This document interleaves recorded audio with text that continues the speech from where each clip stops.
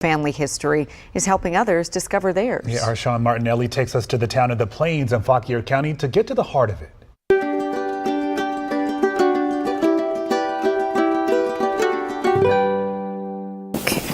This is their marriage certificate. This story begins with a question we've all wondered. Who am I, and how did I get to be the way I am? For Karen White, the answer goes back to America's darkest chapter. Different days, different ways. Karen runs the Afro-American Historical Association in Fauquier County, Virginia. It's an area that once was home to more than 10,000 enslaved people. But records for many of them note their first names and little else. It was easier, I believe, for a person to not consider them fully human.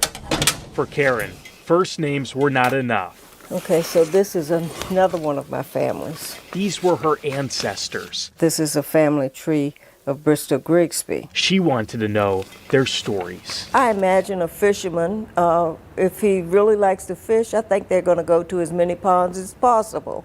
For me, I wanted to find more about different family members. Decades of research helped reveal Karen's family tree.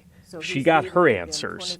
Then she wanted to help others find theirs. So we undertook this project to know their names. After sifting through thousands of documents, Karen and the team started a project called Know Their Names. Using an online database, descendants of Faukier's enslaved people can now find their family history. Here's the Free Negro Register that I found here at AAHA. Prior to the project, Nichelle Calhoun's knowledge of her family only stretched back to her grandmother. It's been transformational in so many ways. Thanks to the work done here. Going back further, this is her mother, Nichelle not only knows their names, who was born in the 1880s. she's seen their faces. It's hard to look back and say, ooh, the people that look like me, that lived before me, experienced these things. It's very difficult.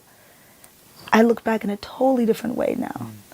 And seeing Black women collecting, preserving the stories that I didn't even know existed, it really made such a huge impact on me. Of course, those stories are equally eye-opening as they are devastating. It was very, very painful, to say the least. The project led Karen to discover an uncle named Robert Hughes, who was lynched. And some days I can talk about it easier than others. Robert's story now lives on with thousands of others. We can never repay for what they've gone through or anything else, but we at least should be respectful and to know their names. Once hidden and dismissed, their stories are now preserved and shared. Their families' questions are now answered. It matters.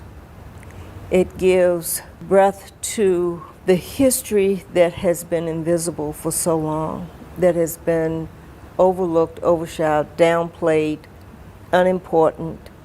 It tells people that we were here. This is our story. This is our lives.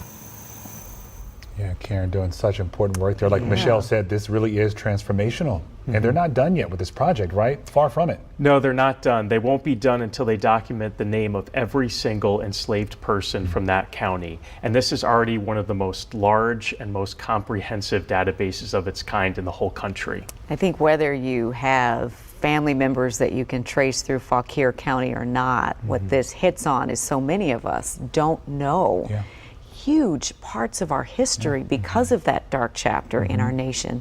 And so for them to be able to peel back those layers and to be able to see themselves reflected in their ancestors and to see their strength, it's really powerful. Great job there, Sean. Thank you, Sean. And you want more of these stories, right? Folks making an impact in our community. Yep, you can email us, theheartofit at WUSA9.com. There's a lot of Karens out there. There's a lot of people who are doing some really great work in their community.